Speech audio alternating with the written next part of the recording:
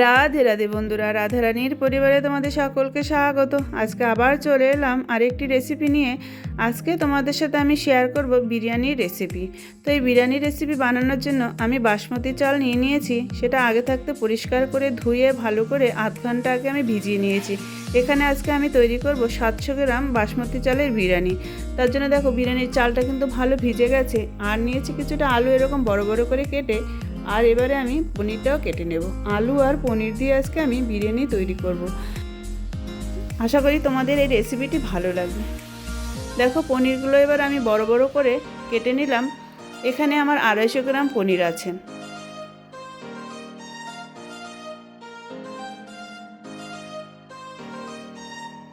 পনিরগুলো কাটা হয়ে গেলে পনিরগুলো এবার আমি বাটিতে তুলে নেব। তুলে সামান্য পরিমাণে লবণ আর হলুদ দিয়ে পনিরগুলোকে ভালো করে ম্যারিনেট করে নেব। দিয়ে দিলাম লবণ আর দিয়ে দিলাম 1 চামচ ঝাল লঙ্কার গুঁড়ো। এবারে দিয়ে দিলাম হলুদ গুঁড়ো।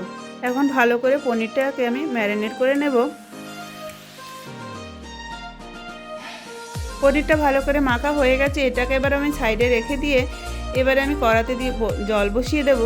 জল বসিয়ে দিয়ে এবার আলুটাকে আমি সামান্য পরিমাণে লবণ আর হলুদ দিয়ে একটু সিদ্ধ করে নেব। আলুটা কিন্তু পুরোপুরি আমি সিদ্ধ করব না, 70% আলুটাকে সিদ্ধ করতে হবে। এবার লবণ আর হলুদ দিয়ে আলুটাকে আমি ঢেকে ভালো করে সিদ্ধ করে নেব। এদিকে আমি হাঁড়িতে জল বসিয়ে দিয়েছি। জলের মধ্যে দিয়ে দিলাম একটা তেজপাতা, লবঙ্গ, 1 টুকরো দারচিনি আর 4টে এলাচ, পরিমাণ মতো লবণ। এইবারে আমি দিয়ে দেবো 1 চামচের মতো সাদা তেল। তেল দিলে পরে কি হয়, বিরিয়ানির যে ভাতটা বেশ ভালো ঝরঝরে হয়। এবার তেল দিয়ে ভালো করে হাঁড়িটা ঢেকে দেব জলটা গরম হওয়ার জন্য। এদিকে আলুটাও আমার সিদ্ধ হয়ে গেছে। আলুটা এবার আমি জল থেকে ছেঁকে তুলে নেব।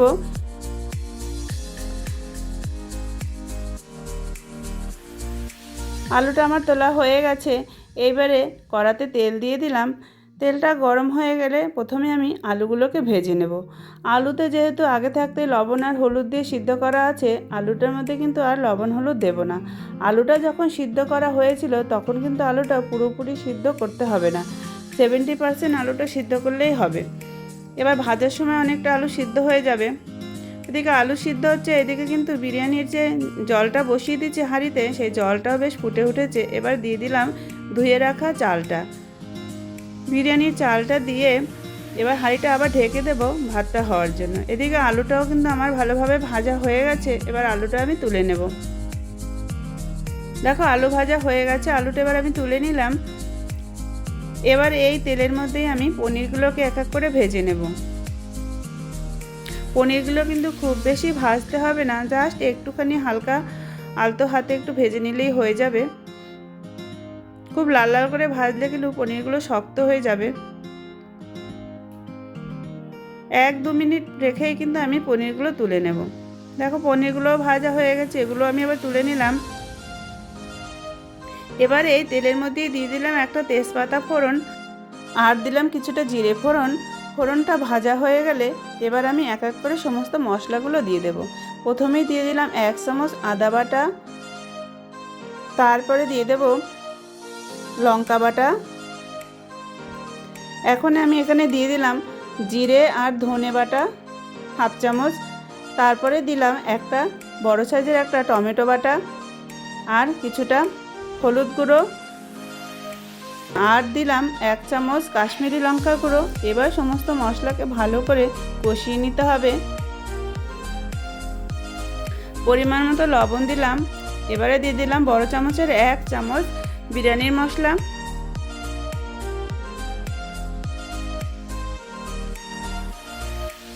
মশলাটা ভালো করে ভাজা হয়ে গেলে দিয়ে দিলাম 150 গ্রাম টক দই। ভালো করে ফেটিয়ে সেই দইটা দেওয়ার পরে ভালো করে নাড়াচাড়া করে আর একটুখানি 2 মিনিটের মতো কষিয়ে নেব। কষানো হয়ে গেলে তারপরে আমি দিয়ে দিলাম ভেজে রাখা আলুগুলো। ভেজে রাখা আলুটা দিয়েও আমি 2-1 মিনিট ভালো করে নেড়েচেড়ে কষিয়ে নেব।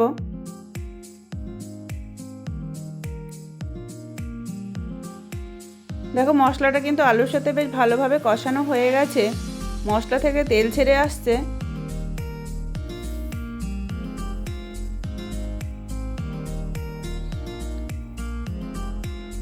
এবার এই সময় আমি দিয়ে দিলাম মশলার বাটি ধুয়ে 1 বাটি জল।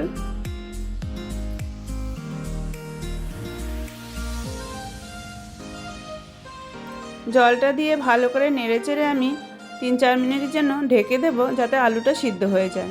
ফিরে এলাম 4 মিনিট বাদে। আলুটা কিন্তু বেশ ভালো সিদ্ধ হয়ে গেছে। এখনই আমি দিয়ে দিলাম একটুখানি গোলাপ জল, আর দেব 1/2 চামচ ঘি, সামান্য পরিমাণে চিনি আর 2-1 ফোঁটা মিঠা আতর।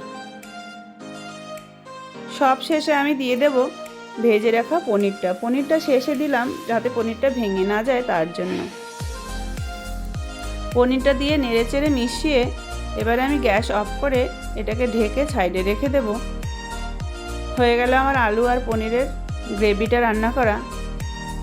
এদিকে আমার বিরিয়ানির ভাতটাও হয়ে গেছে। ভাতটা কিন্তু পুরোপুরি হবে না, 70% যখন হবে তখনই কিন্তু ভাতটাকে নামিয়ে জল ঝরিয়ে নিতে হবে।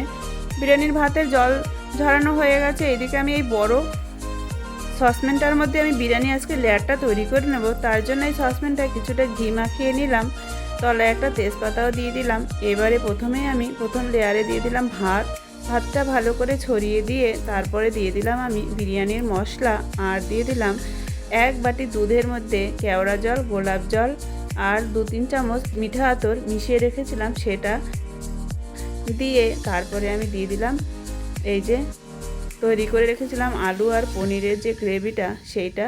প্রথমে আমি আলু তলায় যে লেয়ারটা তৈরি করলাম সেখানে আমি বেশি অংশটাই আলু দিয়ে দিলাম, আর 2-1 টুকরো পনির দেব। তলার দিকে আমি বেশি পনির কিন্তু দিলাম না। এবারে আলুগুলো দিয়ে ভালো করে এখন আমি আবার ভাত দিয়ে দেব। ভাত দিয়ে আবার আমি বিরিয়ানির মশলাটা দিয়ে দেব, দিয়ে আবার ওই মিঠা আতর আর দুধের যে মিশ্রণটা সেই জলটাও দিয়ে দেব।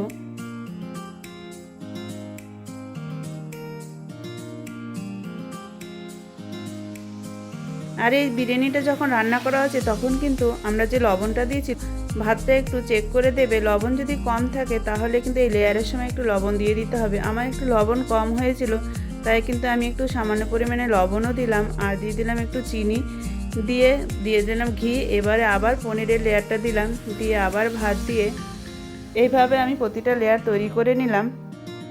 সব শেষে আবার আমি ভাত দিয়ে ভালো করে ঢেকে দিলাম, দিয়ে তারপরে আবার দিয়ে দিলাম সামান্য পরিমাণে লবণ, আর দিলাম একটুখানি চিনি। এবারে দিলাম বিরিয়ানির মশলাটা,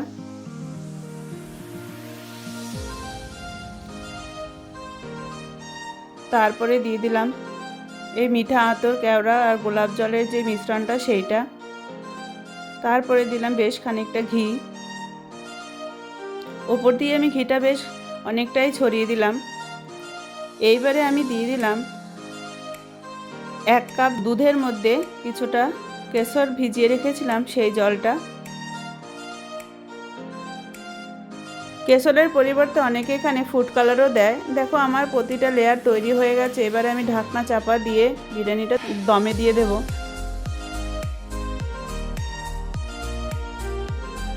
আমার একটা পুরনো তাওয়া আছে, এই তাওয়াটাই আমি সবসময় বিরিয়ানি তৈরি করি।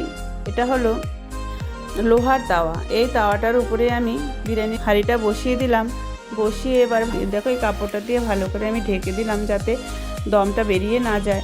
প্রথম আমি 10 মিনিট ভালোভাবে দম দিয়ে দেব, তারপরে একদম গ্যাসের আঁচটা কম করে 15 থেকে 20 মিনিট দম দিতে হবে।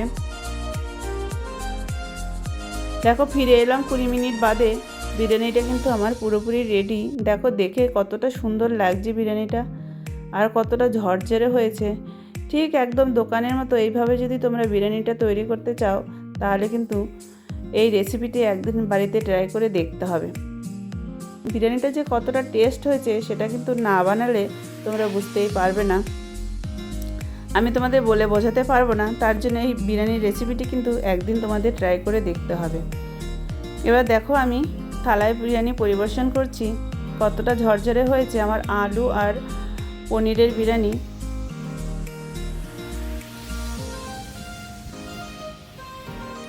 এই রেসিপিটি যদি তোমাদের ভালো লাগে লাইক শেয়ার কমেন্ট করো, আর এরকম নিত্য নতুন রেসিপি পাওয়ার জন্য আমার চ্যানেলটিকে সাবস্ক্রাইব করে রাখার অনুরোধ রইল। আজ তাহলে আসি বন্ধুরা, দেখা হবে নতুন একটি রেসিপি নিয়ে। রাধে রাধে।